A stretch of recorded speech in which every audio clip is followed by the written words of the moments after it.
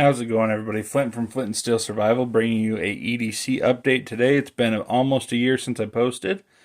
Good to have you guys all here. Thanks for sticking around with me, waiting for me to come back.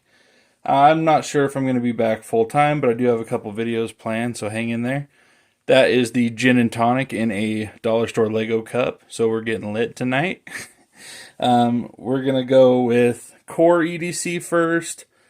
Stuff I've been carrying most regularly, and then some different options I would have if I wanted to, expand the EDC to other things. Also still honoring this colorway.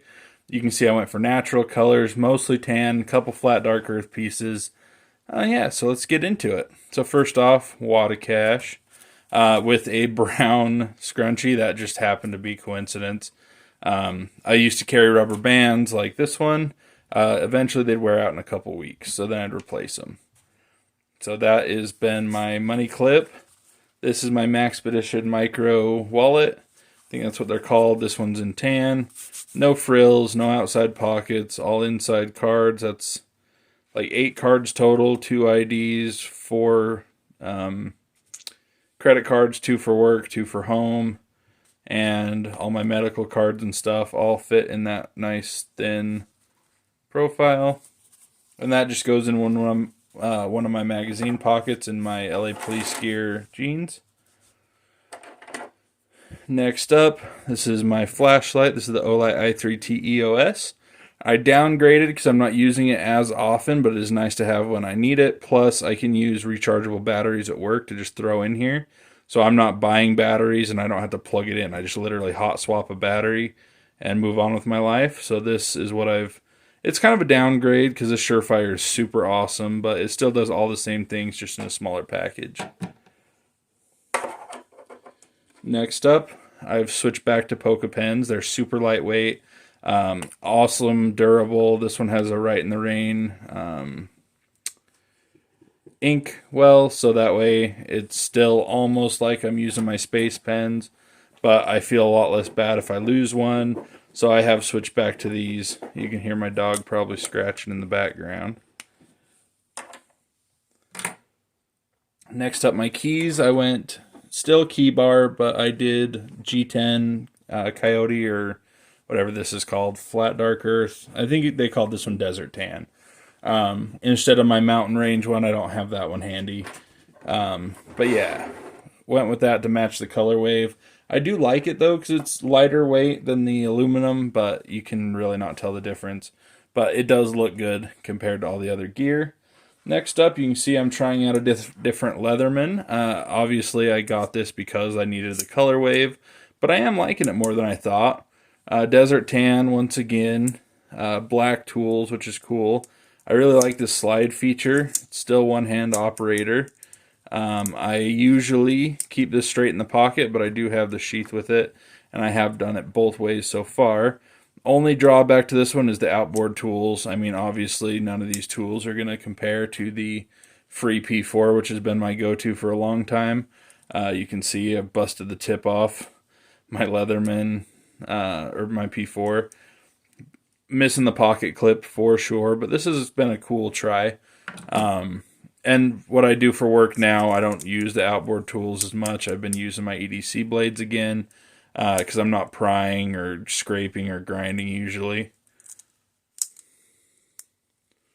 There we go. I got them stuck.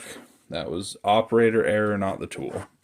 Next up, this is my spare magazine for my Glock 43. As you can see, I just have it in this little cheap plastic sheath or whatever, mag pouch. This clips straight to the pocket. I use one of the giant 5th pockets in my really cool LA Police Gear tactical jeans that I wear, and it just straight disappears. Next to these 2 items, the pen and the flashlight. Next, my EDC blade as of late is the Range Boss. You guys probably know I really loved the Broken Skull. Ended up getting rid of that one once I just stopped carrying it. This one, I believe, even though it's way cheaper, and it's probably a cheaper steel. Let's see. Yeah, 4116 stainless is all this is, and I don't remember what the Broken Skull was, but for $45, you really can't beat this EDC blade. Super big, super burly, very tough, no wiggle at all, comes razor blade sharp, as cold steels usually do. I'm pretty sure it came with both side pocket clips, but I probably just threw this one away on accident. But I'm a righty anyway, so it doesn't matter. But super nice function, and I love the texturing they've put on this as opposed to the broken skull. So this is an upgrade in my mind, even though they probably cheapened out on the steel. And then the showpiece, my Glock 43X, it's my newest gun. Shoots great, love the full-size handle. I can get all of my fingers on it. You can see I put the new slide plate on. I got my Sasquatch going on. I am basically a Sasquatch, so it fits. And then this is just a MFT holster. I bought it the same place I got the gun. It was just simple. I haven't bought any other holsters for it yet, but this was a good one to be able to carry it right away. It is not the world's most comfortable. I will be upgrading the holster, but for now it works. Carry it 5 o'clock position basically. Sometimes I'll turn it all the way to the 7, but it's most comfortable at the 5. No printing on this for me with the clothes I choose. And then, so that's the work day EDC. Then I have a couple options here that I kind of can flip between. So if I want to upgrade the knife, say for a weekend where I'm going to be using it a lot, I have my Benchmade Adamas here. This is also the tan. I've had this one since the Adamas first came out. You can see my pocket clips all beat. The blade's been used. I have paint on the handle in a couple places still. Sorry, my camera seems not to want to focus. There we go. That fixed it. Yeah, you can see it's been resharpened. The coating's ugly. But yeah, this is a well-used, well-loved knife, and it fits the color pattern, so I wanted to throw it on the table. Next up, these are spare mags for my Glock 19. This is my favorite mag holster I've ever had. It fits outside the waistband just as easy as it does throwing the whole thing in a pocket. This gives me 30 extra rounds because obviously Glock 19s are 15 round. And this is literally 2 more, so I can just slip that in the back pocket. It disappears for me.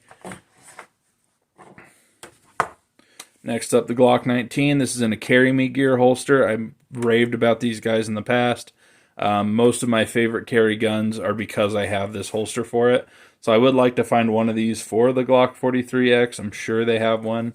I just haven't made my way to the place they sell these. They're made by a local guy that's a manager at a local gun store, and they stock these at that gun store. They have a couple locations. So I need to go find this in that, and I would be a happy camper. But these are super comfortable. Even though they look blocky, look super hard, they fit your body so well. It's just amazing. And then as far as a knife, I have plenty of fixed blades in my Carta and stuff, but this was just the most perfect match as far as color goes. You can see this is my newest blade I've bought. I haven't used it yet. It's still got factory grease on it. I have noticed Cold Steel is really greasing up their blades before shipping them lately, which is awesome for me. I mean, I don't mind. And then their sheaths have come a long way. These Securex ones are awesome. And you do not need this nylon piece. It retains just fine without it. So if you want to lash this to a bag. But I'm pretty sure these blades, it's the SRK/C. Super cheap. I think it's like $50.